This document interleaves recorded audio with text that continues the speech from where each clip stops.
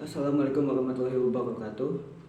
Saya yang bernamakan Andri Abdul Aziz Alfarizi dengan MPM ataupun NIM 3300190177 dari kelas D reguler ingin menyampaikan ataupun mempresentasikan suatu tugas, yaitu dari mata kuliah politik hukum. Baiklah, saya akan menyampaikannya. Yang akan saya bawakan yaitu yang berjudul politik hukum pemilu. Yang pertama, karakter produk hukumnya. Yang pertamanya yaitu periode 1945 sampai 1959, yaitu demokrasi liberal. Sejak kemerdekaan pada tanggal 17 Agustus 1945, pemerintah Indonesia sudah menjanjikan diselenggarakannya pemilu untuk membentuk aparatur demokrasi yang representatif. Akan tetapi, berbagai kendala politis, baik yang bersifat eksternal maupun internal, menyebabkan pemilu baru benar-benar dapat dilaksanakan pada tahun 1955. Sebelum tahun 1955, ada produk hukum tentang pemilihan anggota lembaga perwakilan, tetapi tidak dapat diimplementasikan karena pergolakan revolusi. Peristiwa 17 Oktober 1952 yaitu adanya upaya kudeta dari mereka yang menuntut pembubaran parlemen telah mendorong pemerintah untuk melakukan upaya percepatan penyelenggaraan pemilu yang segera diberi landasan hukum dalam bentuk Undang-Undang Nomor 7 Tahun 1953. Sebelumnya, peristiwa 17 Oktober 1952, RUU Pemilu sulit diselesaikan karena dijadikan bola pingpong antara DPR dan kabinet.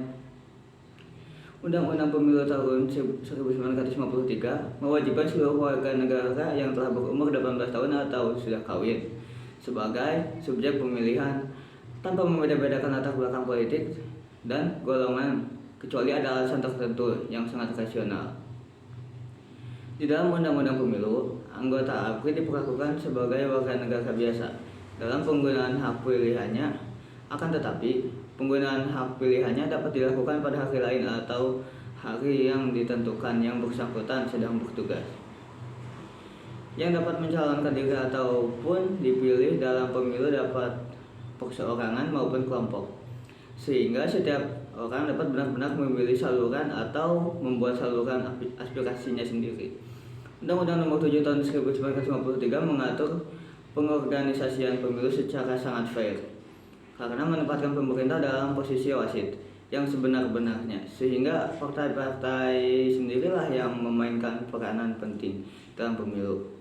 Untuk mengimplementasikan Undang-Undang Nomor 7 Tahun 1953, maka Indonesia melaksanakan pemilihan umum pertama di Indonesia setelah kemerdekaan.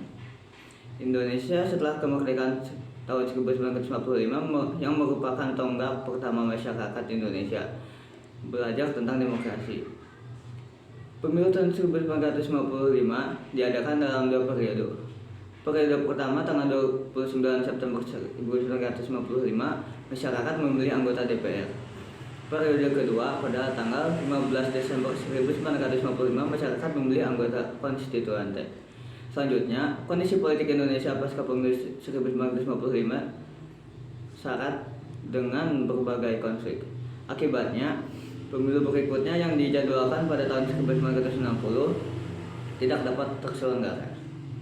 Yang kedua adalah periode 1959 sampai 1966, demokrasi terpimpin. Pada periode ini konfigurasi politik bersifat otoriter, sehingga eksekutif di bawah Presiden Soekarno sangat dominan atas lembaga-lembaga konstitusional yang seharusnya otonom di samping Presiden. Pada periode ini terjadi penundaan penyelenggaraan pemilu sampai menjelang kejatuhannya sebagai presiden, yakni setelah peristiwa G30 SPKI. Pada periode ini tidak terdapat satupun undang-undang pemilu yang dapat dianalisis karakternya. Karena apabila melihat fungsi dan peranan lembaga perwakilan, maka produk hukum dalam bidang ini sangatlah konservatif. Lalu yang ketiga adalah periode 1955 dan sampai 1998. Yaitu Orde Baru. Pemilu adalah tuntutan konstitusi. Oleh karena itu, pada rezim Orde Baru juga menjanjikan pemilu sebagai bagian dari program-program nasionalnya. Obsesi Orde Baru untuk membangun pemerintah yang kuat yang dapat menjamin stabilitas nasional guna melaksanakan pembangunan yang bersifat berkat pada ekonomi membawa rezim ini pada sikap tertentu dalam penyelenggaraan pemilu. Sikap tersebut adalah bahwa pemilu harus diadakan sesuai dengan tuntutan konstitusi. Akan tetapi, kekuatan pemerintah dengan sebutan kekuatan Orde Baru itu harus mendapat jaminan yang memenangkan pemilu tersebut. Keinginan partai politik untuk memasuki materi yang lebih aspiratif justru menyebabkan pemilu harus ditunda dari yang direncanakan tahun 1969 menjadi tahun 1971. Watak konservatif dilihat dari materi muatannya dapat diidentifikasi dari adanya sistem pengangkatan yang sangat besar. Lalu yang terakhir adalah periode 1998 sampai dengan sekarang, yaitu reformasi. Pemilihan umum pada masa reformasi dilaksanakan untuk pemilihan umum Dewan Perwakilan Rakyat dan Dewan Perwakilan Rakyat Daerah pada tahun 1999. Pemilu diselenggarakan secara serentak pada tanggal 7 Juni 1999 untuk memilih 462 anggota Dewan Perwakilan Rakyat dan anggota Dewan Perwakilan Rakyat Daerah pada periode 1999 sampai 2004. Pemilihan umum ini merupakan yang pertama kali diselenggarakan setelah runtuhnya Orde Baru dan juga yang terakhir kalinya diikuti oleh Provinsi Timur Timur. Pemilihan umum ini diikuti oleh 48 partai politik yang mencakup hampir semua spektrum arah politik. Pemilihan umum ini seharusnya diselenggarakan pada tahun 2002.